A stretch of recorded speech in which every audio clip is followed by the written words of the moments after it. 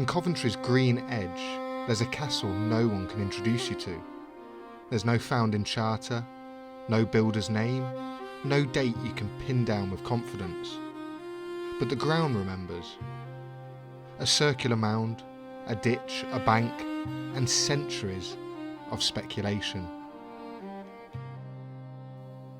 The site is Allesley Castle, a scheduled monument. But what actually happened here? Was this a Norman motte? A Civil War fort built illegally during the Anarchy? A later Hastings strongpoint? Or was it something stranger? A manorial home misremembered as a castle? Today, we're going to map the landscape, track the lords who owned it, and weigh up the theories.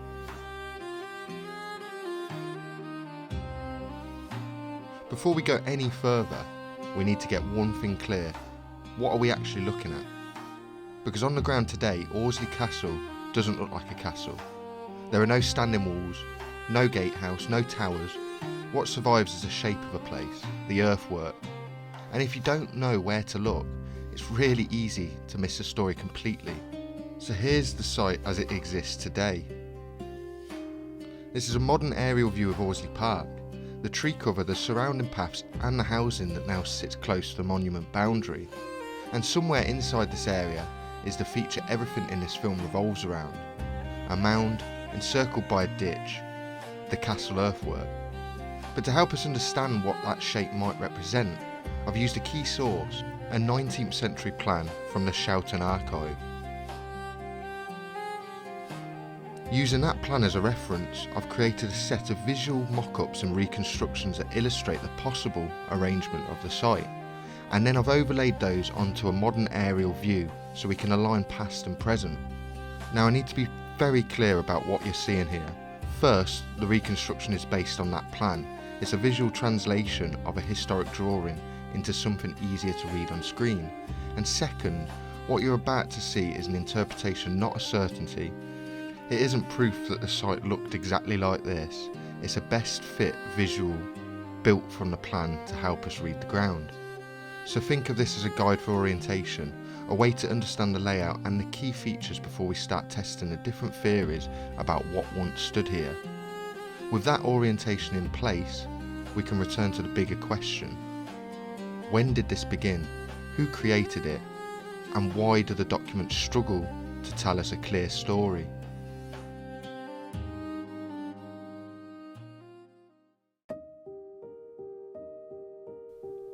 Allesley sits on Coventry's western edge, a village that kept its identity even as the city grew around it, shaped by the old London to Birmingham coaching road. Historic England places the monument on the upper north-facing slopes of a ridge, the watershed between two tributary valleys feeding the River Sherborne.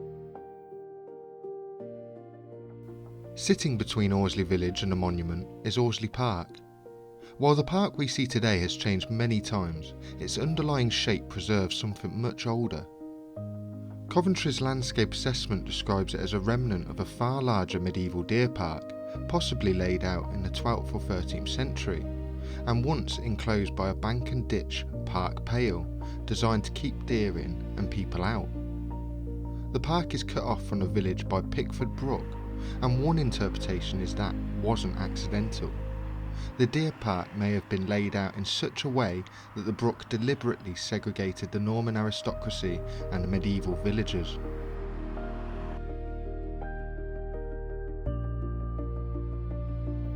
When the deer park returned to agriculture, probably by the 15th century, it left the signature of medieval ploughing behind. Traces of ridge and furrow are still visible in the park today.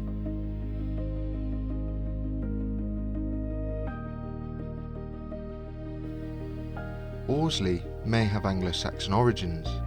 Its name derives from Old English Allesley, meaning elf's clearing, sometimes interpreted as elf's wood.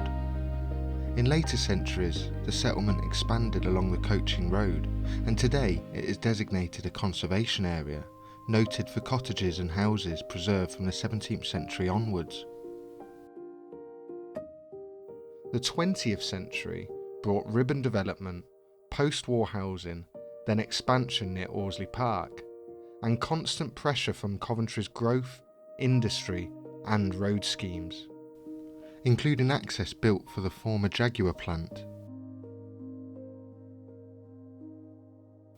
In and around the park and the nearby Camden Wedge, you can still see older traces of the landscape. Irregular medieval assart fields, holloways, ancient hedgerows, and even a probable medieval moat and fish pond behind Camden Lodge. Staircase Lane's sunken profile hints at real age, and Northbrook Road appears in a 1410 to 1411 priory cartulary as Le Poke Lane.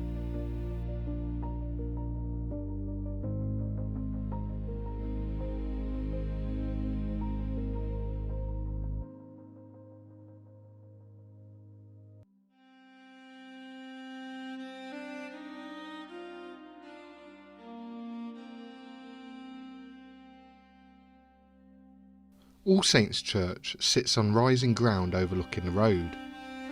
Its 12th century south arcade is the surviving piece of a church built around 1130.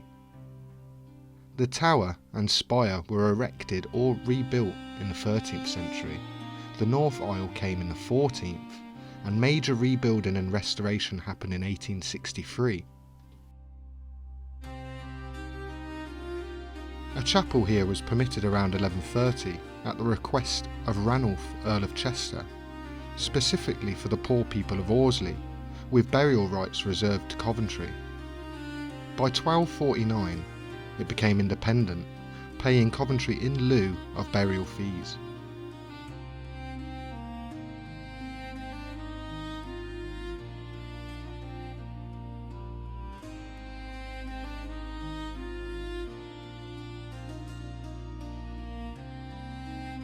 Osley starts out tied to Coventry, and by around 1140 it is held by the Earl of Chester, mirroring Coventry's own lordship in that period. When that earldom ends about a century later, overlordship passes to the crown, but the manor is still held as of the honour of Chester into the late medieval period. By 1235 a knight's fee at Osley appears among the records of Hugh de Aubigny, and the fee is possibly already held by Henry de Hastings. By 1244, Hastings holds it off Roger de Saumarez, a reminder that land here is bound into larger Midlands power networks. Then, when Henry de Hastings dies in 1250, his heir is a minor. The manor comes into royal hands and is committed in 1251 to Geoffrey de Lusignan, half-brother to Henry III. Then politics explodes. The younger Henry de Hastings sides with Simon de Montfort, Earl of Leicester, during the Second Barons' War. In 1265 he then forfeits Osley, though his wife Joan receives custody. A few years later his son, John, First Lord Hastings, is holding a manor with freeholders, villanage land and a park formed out of Westwood Waste. Plus he had rights of free warren, gallows and the assize of bread and ale. After that the manor passes through widows' portions and inheritances. It goes to Julianne, to Anne, then to a minor John. After his death it goes to Reynold Grey of Ruthyn, but an untale suggests it should have descended differently. Eventually the estate reached the Beechams and then the Nevilles. By the 1600s the manor is conveyed to Sir Henry Compton, then sold on to Thomas Flint. After that it passes into the Neil family and later to Edward Vansittart, who takes the Neil name. From there ownership moves on again to families such as the Woodcocks and later the Twists. Now this is not a backwater. Everything about Allesley's ownership spells status and networks, and this is where Allesley Castle begins to make sense. So when we turn from the chain of lordship to the ground itself, we are not switching the subjects. We're following the same story into a different kind of evidence, the landscape record of what these lords, under pressure, in phases, may have built, reused and left behind. We've already traced the feudal web around Osley, how overlordship, wardship, forfeiture and inheritance pulled this manor into larger Midlands power networks. Now we can ask what that web left behind on the ground, because at Allesley, the castle is not a clear building in the record. It is an earthwork shaped by the same pressures that shaped its lordship. If you want to understand why Allesley's castle is so different to pin down, you have to start with the feudal web it's caught in.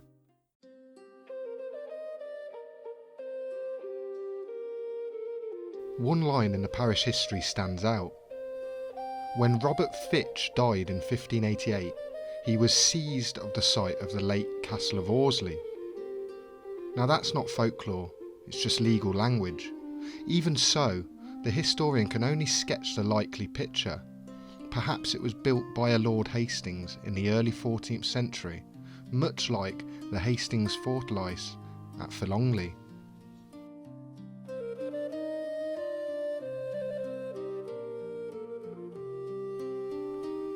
William Dugdale, writing in 1656, repeats what locals told him. Ruins of a castle, and then undercuts it. He can't find record of it being called that. But the most telling clue at Osley isn't the ruins, it's something far more revealing about status. A 1387 survey recorded in the Historic Environment Record describes a manorial complex with multiple buildings, including a chapel in disrepair and a stone dovecote, possibly the predecessor of the dovecote near Allesley Hall today. Now that detail matters. In medieval England, dovecotes weren't quaint countryside features. The right to keep doves was closely associated with lordship and privilege. So whatever stood here, it points to an elite residence, a recognised centre of authority, not just a random mound in the landscape. Which brings us to the central question. If this was, at least at times, a manorial centre, why does it get called a castle? Now this is where the silence in the record becomes more believable. Places like Osley can slip through documentation without being imaginary, because their most castle-like phases may have been brief, urgent, and built in materials that quickly vanish. In periods of instability, England repeatedly produces fortifications that go up fast, timber, earth, palisade, then disappear just as quickly, leaving mainly the earthwork behind. Add to that the dynamics of wardship, where outsiders can gain control of a manor's resources, and you have a mechanism for sudden building, sudden reuse, and later quiet. A moated manorial complex can also adopt or recycle the footprint of an earlier defensive work. So if the mound predates later landscaping, and the manor later had substantial buildings and a dovecote, it is entirely plausible we are looking at layers, an early fortification that evolves or is replaced by a lordly residence, remembered in local tradition simply as the castle. The honest truth, though, is that no one can give you a definitive origin story for Allesley Castle. There is no surviving foundation charter, no clear contemporary description of construction, and no excavation producing firm dating evidence. What we do have is the ground itself, plus scattered documentary hints, later references to a late castle, and centuries of local memory. Historic England describes a roughly circular mound up to around 45 metres across, surrounded by a ditch up to about 30 metres wide and roughly 1.5 metres deep, with an outer bank visible on the south side. There are also concrete bases in the ditch, later intrusions, but notable because they have been interpreted as possibly relating to bridging or even a wall. The Coventry Historic Environment Record also identifies the site as a medieval ringwork, but that it's heavily tree covered and therefore difficult to interpret clearly on the ground. Across multiple surveys the essentials recur: a roughly circular platform about 150 feet, around 46 metres in diameter, a surrounding dry ditch, and spoil thrown outward to form an outer bank, visible along roughly 2/3 of the circuit. The record also notes later disturbance, a cut into the north side retained by a brick wall, scattered sandstone fragments, littering, and one inspection reporting a short stretch of walling on the northwest side.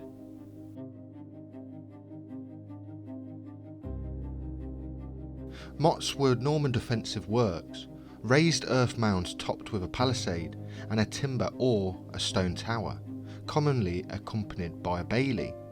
They served as garrisons, centres of authority and bases for the local elite. At Allesley Castle, however, there is no evidence of a bailey. The monument appears to comprise only a motte with its surrounding moat and the outer ditch. So the form fits medieval England. The paperwork is unusually quiet. The landscape gives us a clear outline, a substantial mound, a surrounding ditch, and the unmistakable footprint of a defensive site. But earthworks alone cannot tell us exactly when it was built, or when or if it was reused. To narrow that down, we have to ask a different sort of question. Who controlled Osley at the moments when England was unstable? Because lords are the ones who would command labour, fund the works, and turn a piece of countryside into a statement of power. Trace that chain of ownership through the decades when authority fractures and fortification becomes urgent and the mystery begins to tighten toward a small number of names and a small number of turbulent years. So what comes next are the theories, not certainties. Each one matches part of the evidence and each one has its own problems. I'm not trying to force an answer here. I'm just weighing up what holds up, what doesn't, and what would actually prove it.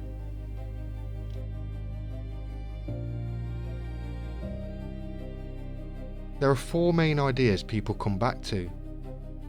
First, an illegal castle from the time of the Anarchy, a quick fortification from the Stephen and Matilda Civil War, possibly built without licence and then disappearing from the record. The next theory is the Second Baron's War link. The mound may not have been built in the 1260s, but it could have been used or reinforced during rebellion, which is how it gains a castle reputation. Third, an early 14th century build. A Lord Hastings creates a small fortified manor or fortalice, defensive but not a grand stone castle. And fourth, it wasn't a castle at all, more a moated manorial complex, later ruined and remembered as a castle, once only the mound and ditch remained. And then there are the fringe possibilities, ideas that can't be ruled in or out right now, but sit on the edge of the discussion, such as ownership interests tied to other local families, temporary earthwork defences like turf and timber, or short-term encampments linked to moments of local upheaval that left little documentary trace. So as we go through these, keep one rule in mind. We're not proving what it was, we're testing what it could have been.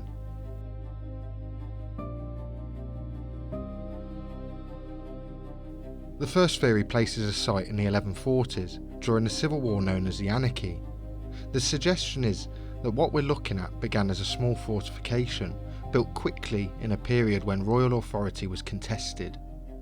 When England entered this succession crisis, chronicles became increasingly concerned about the spread of castles built without permission. These were later described as adulterine castles, private fortifications raised outside normal royal control. One chronicler, Robert of Torigny, claimed that extremely large numbers were built during the conflict. At one point he suggests as many as 1,115, though he gives a much smaller figure elsewhere. Either way, the point is less the exact number and more the scale of the problem as people at the time understood it. After the war, Matilda's son Henry II took to the throne and announced his intention to remove these unlicensed castles. Torigny records that 375 were destroyed or slighted, but details are limited and later research suggests that fewer castles may have been actively demolished than once thought. Many may simply have been abandoned when the political need for them disappeared. Now that is the mechanism this theory relies on. Earth and timber works can be created quickly, and they can also disappear just as quickly, dismantled, left to decay, or absorbed into later land use, leaving earthworks behind with very little documentary trail. Applied to Osley, the argument is essentially this. The Midlands is politically volatile in the 1140s, and by around 1140, Osley is tied to the Earl of Chester, a major regional power. In that context, it is plausible that a small fortification could have been established here, potentially without licence, and then lost from the records once the crisis passed. The difficulty is that plausibility isn't proof. There has been no excavation to test an early date, without datable material from the ditch or construction layers, or a contemporary document that links building or destruction to this site. The Anarchy explanation remains one possible theory, but not the settled argument.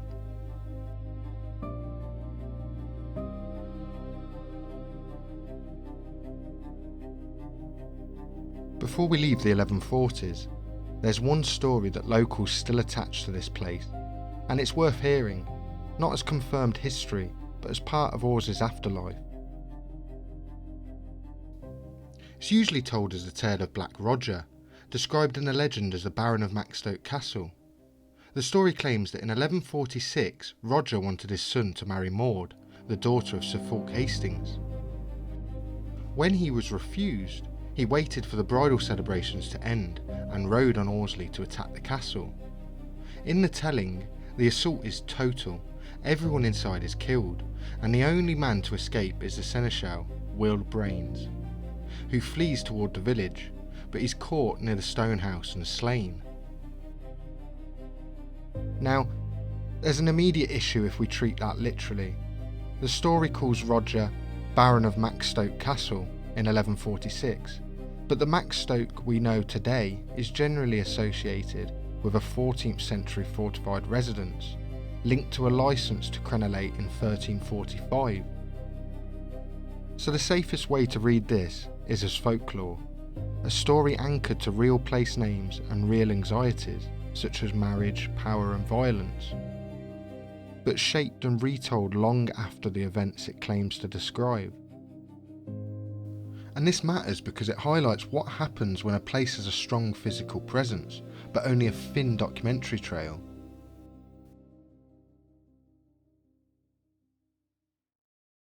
When later reports describe finds on the mound, such as medieval glazed tiles, a stone wall, and layers of rubble or demolition debris, it encourages people to push the story earlier. Some historians have even suggested a pre-1150 origin, placing it in the medieval landscape around Coventry. Even if the mound didn't begin in the Anarchy, the next period of national breakdown gives it another clear opportunity to be used as a strong point: the Second Barons' War. Theory 2 shifts forward to the 1260s. The claim isn't necessarily that Osley's mound was built from scratch then, but that it may have been strengthened, recut or used militarily during the Second Barons' War, when local lords turned estates into defensible positions. The Second Barons' War, from 1264 to 1267, is a conflict over royal power. Should the king govern alone, or under enforceable limits?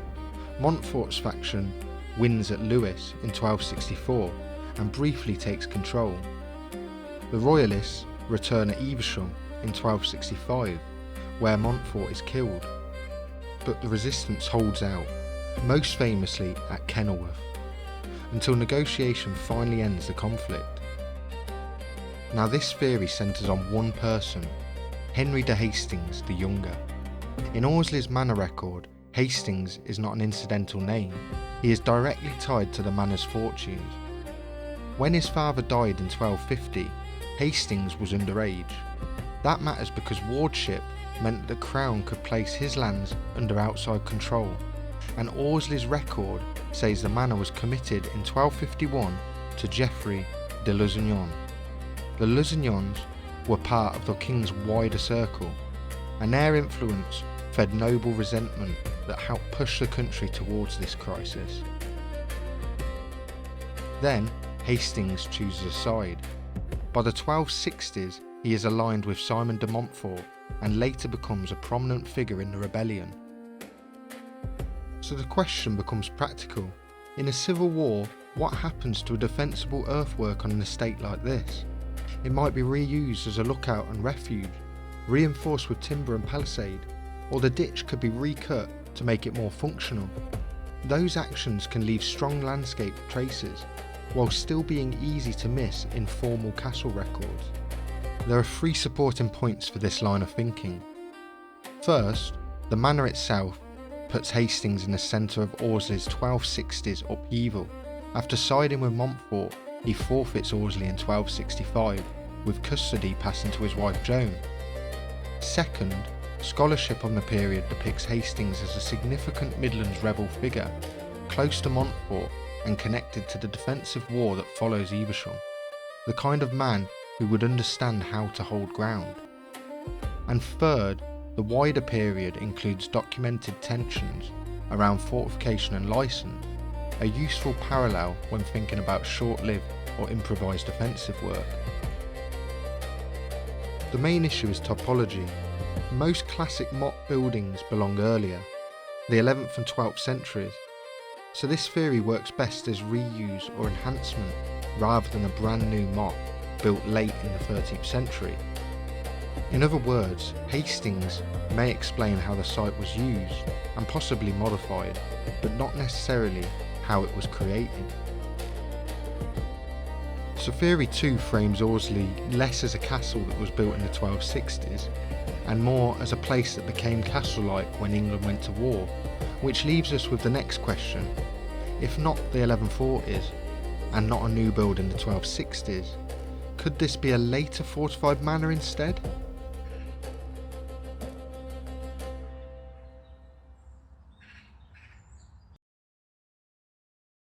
Theory 3 places the site in the early 14th century. The idea is that a Hastings lord may have created a small fortified manor, a fortalice, at Osley, comparable to an earthwork associated with Hastings at Forlongley. This wouldn't be a grand castle in the popular sense. A fortified manor can be defensive in character, ditch, bank, timber or light stonework, but still function primarily as a residence and administrative centre rather than a frontline fortress. This theory comes directly from the parish history. It notes that when Robert Fitch died in 1588, he held the site of the late castle of Osley, and then adds a suggestion. It may have been erected by Lord Hastings in the early 14th century, at the same time as his fortalice at Forlongley. The Coventry Historic Environment Record also frames Osley's earthwork in the same tradition as Forlongley's Castle Hills, which keeps the Hastings comparison in play as a serious local line of thought. The early 1300s is a period when smaller fortified residences are increasingly common among the higher nobility and major gentry, not necessarily for siege warfare, but for local authority, prestige and protection in unsettled times. But again, as with the other theories, there are problems. First, historic England lists the site as a motte castle, and as repeated again, mottes are more typical of the 11th and 12th centuries. Second, the phrase Lord Hastings is imprecise. The Hastings family spans multiple centuries, and it's easy to drift into the wrong individual, especially when later figures like William Hastings in the 15th century get pulled into local speculation. And third, without excavation, we can't say whether the mound and ditch represent a single construction phase or multiple layers of reuse. So Theory 3 gives us a different model, not a battlefield castle, but a fortified residence. And if that's the right direction, it naturally leads to the next possibility, that what we're calling a castle was, in practice, a moated manorial complex that later generations remembered in simpler terms. If Theory 3 is right, the word castle may be more about appearance than function, a defensive-looking home that left a strong silhouette in the landscape, even after the buildings themselves disappeared. Theory 4 is the simplest. This may not have been a war castle at all, but a moated manorial complex. The mound and ditch would have marked a high-status residence, a hall, estate buildings, perhaps a private chapel, and once those structures disappeared, people were left with earthworks and the name castle. As we've already seen in the records, the Coventry HER points in this direction too. A 1387 survey describes multiple buildings on this site, including a stone dovecote, which was a strong indicator of status. Later references suggest the manor house persists into the 16th and 17th centuries, declines again by around 1650, and a new house is built after Thomas Flint's purchase in the 1660s. The reason we're only touching this briefly is that the same limitation applies to every theory. Historic England classifies the site as a motte, which implies an earlier phase, but without excavation we can't prove whether this was a single build or a site reused in layers. Until archaeology can separate those phases, all we can say with confidence is that the earthwork is real, the castle name is old, and the story is likely complex. Local voices keep the site alive. People recall playing on the mound, claims of stonework that's now gone. Even a 2017 comment remembering the moat still filled. Others debate timber motte versus manorial home. Legally, the monument is protected. Scheduling sits under Monuments and Archaeological Areas Act, and yet protection doesn't mean pristine. Historic England currently lists Allesley Castle as generally unsatisfactory, with major localised problems, a decline in trend, and medium vulnerability. By the mid-20th century, this site wasn't just a local curiosity, it had entered public attention. In April 1962, the Coventry Evening Telegraph ran a piece under the headline, "Archaeologist Pungent About Allesley Site." The photograph shows Sir Mortimer Wheeler on the ground here at Osley, with Mrs. Charmian Woodfield described as Coventry Corporation archaeologist. What's striking isn't just that Wheeler visited, it's the tone. The article presents the site as neglected, with rubbish and damage around it, and Wheeler delivers what reads like a public verdict. If people don't understand what a place is, they simply don't respect it. His argument is practical. Clean it up, restore what you can, and put up a clear explanation, because otherwise, the site becomes just another anonymous patch of ground. And that matters for this documentary. It shows how quickly a place can lose its meaning when the visible structures are gone, and how, without context, a scheduled monument can become invisible in plain sight. This is part of the modern story of Allesley. Not just what it was, but how people treated it once it stopped looking like a castle. On the ground, this place is still legible. You have the earthwork itself, a raised mound, the line of the ditch around it, and sections that sit dry for much of the year. And there are smaller, harder to miss traces too, like the stone wall on site, now capped and concreted over.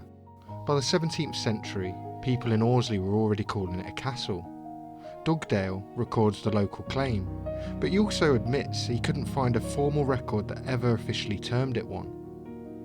The phrase, "the site of the late Castle of Allesley," appears in legal language in the 1500s, so the name is old, even if the origin story isn't clear.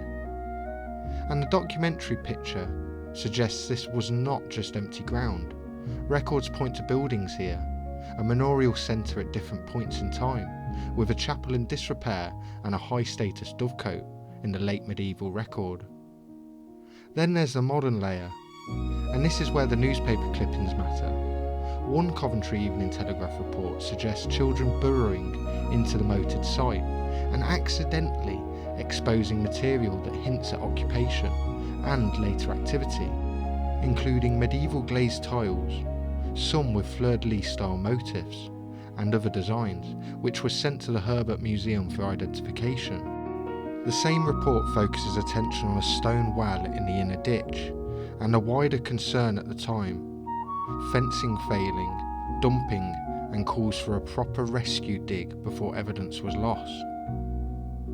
So we end where we began. The shape is real, the name is old, the site mattered, but there still isn't enough evidence to write a definitive construction history. The best we can do is test the theories against what we know.